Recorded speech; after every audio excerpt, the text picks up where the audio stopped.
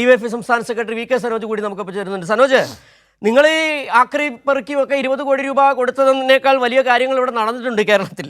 അതായത് യൂത്ത് കോൺഗ്രസ് ഇപ്പോൾ കണക്കുകൾ പുറത്തു വരുന്ന പ്രകാരം ബിരിയാണി ചലഞ്ച് നടത്തി, ഫിഷ് ചലഞ്ച് നടത്തി, ചായ ചലഞ്ച് നടത്തി. കാട്ടാക്കടയിൽ മാത്രം ഏകദേശം 120 രൂപ വെച്ച് 1200 ബിരിയാണികൾ വിറ്റു. 1 രൂപ പോലും ഈ നേതൃത്വത്തിൻ്റെ അടുത്തേക്ക് എത്തിയിട്ടില്ല. നേരത്തെ കണക്കുകൾ പുറത്തു വന്നത് ശരിയാണ്. രാഹുൽ മാങ്കൂട്ടത്തിൽ പറഞ്ഞ് 88 ലക്ഷം രൂപ അവിടെ അക്കൗണ്ടിലുണ്ട്. പക്ഷേ 5.5 കോടിയോളം പിരിച്ചു എന്നാണ് മനസ്സിലാക്കാൻ കഴിയുന്നത്. ഈ പണം എവിടെ പോയി? നിങ്ങളുടെ പിടിച്ച 20 കോടിയേക്കാൾ വലുതാണ് ഈ പറയുന്ന വലിയ മാതൃകകൾ അവർ കാട്ടിത്തരികയാണ് യൂത്ത് കോൺഗ്രസ് ഇപ്പോൾ. അതെ, പുറത്തു വന്നുകൊണ്ടിരിക്കുന്ന വാർത്തകൾ നമ്മളെല്ലാവരെയും ഞെട്ടിപ്പിക്കുന്നതാണ്. കാരണം വയനാട് പോലെയുള്ള നമ്മളാകെ വിറങ്ങലിച്ചു പോയിട്ടുള്ള ഒരു ദുരന്തമുഖത്തെ മുൻനിർത്തി യൂത്ത് കോൺഗ്രസ് നടത്തിയിട്ടുള്ള ഒരു വലിയ കൊള്ള വാർത്തകളാണ് യൂത്ത് കോൺഗ്രസിന്റെ തന്നെ ക്യാമ്പുകളിൽ നിന്ന് ശക്തമായി തെളിവടക്കം ഉയർന്നു വന്നുകൊണ്ടിരിക്കുന്നത്. ഇത് കേവലം ഒരു രാഷ്ട്രീയമായിട്ടുള്ള ആരോപണമല്ല. ഈ വിഷയങ്ങളെല്ലാം ഉയർന്നു വരുന്നത് അവരുടെ തന്നെ വിവിധ ഘടകങ്ങളിൽ ഉത്തരവാദിത്തപ്പെട്ട ആളുകളുടെ ഭാഗത്തു നിന്നാണ്. ഇത് സംബന്ധിച്ച് വളരെ സമഗ്രമായിട്ടുള്ള അന്വേഷണം വേണ്ടതുണ്ട് എന്നാണ് ഈ ആരോപണങ്ങൾ കേൾക്കുമ്പോൾ മനസ്സിലാവുന്നത്.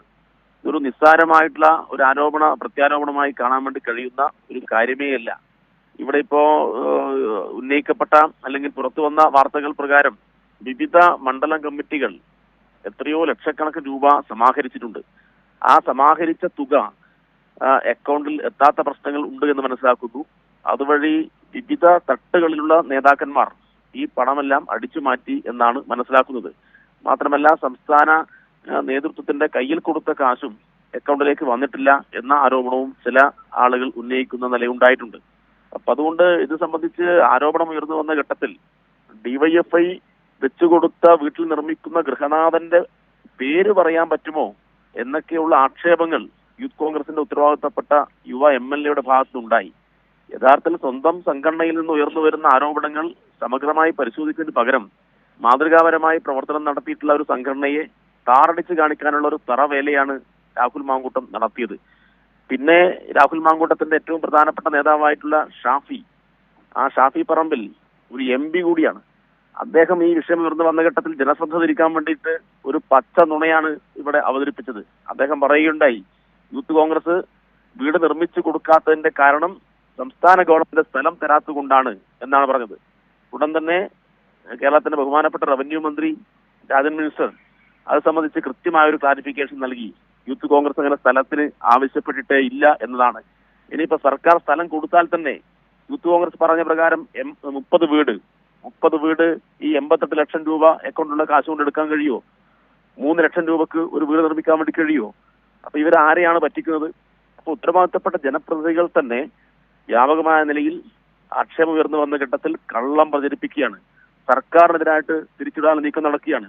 മാതൃകാപരമായി ഈ പ്രവർത്തനങ്ങൾ മുന്നോട്ട് കൊണ്ടുപോയിട്ട് ഡിവൈഎഫ്ഐയെ ആളുകൾക്കിടയിൽ ആക്ഷേപിച്ച് ജനങ്ങൾക്കിടയിൽ സംശയത്തിന് മുന്നിൽ നിർത്താൻ ആവശ്യമായ നീക്കം നടത്തി. അപ്പൊ ഇതെല്ലാം സമഗ്രമായി ജനങ്ങൾ വിലയിരുത്തേണ്ടതുണ്ട്. യൂത്ത് കോൺഗ്രസ് എന്നത് ഒരു തീവട്ടിക്കൊള്ള സംഘമായിട്ട് മാറിയിരിക്കുകയാണ്, കൊള്ള സംഘമായി മാറിയിരിക്കുകയാണ്. ദുരന്തമുഖത്ത് ഇത്രയേറെ തട്ടിപ്പ് നടത്തുമെങ്കിൽ മറ്റ് ഇടങ്ങളിലൊക്കെ ഇവരെന്തായിരിക്കും ഇവരുടെ മനോഭാവം? വയനാട് പോലെയുള്ള അങ്ങേയറ്റം നമ്മളാകെ പ്രയാസപ്പെട്ടിട്ടുള്ള ജനങ്ങൾക്കിടയിൽ ആകെ അതിന്റെ ഞെട്ടൽ ഇപ്പോൾ യുക്തമായിട്ടില്ല. ആ ദൃശ്യങ്ങൾ കണ്ടാൽ തന്നെ ഒരു ദിവസം നമുക്ക് എങ്ങനെയാണ് മുന്നോട്ട് പോകാൻ പറയാൻ കഴിയില്ല.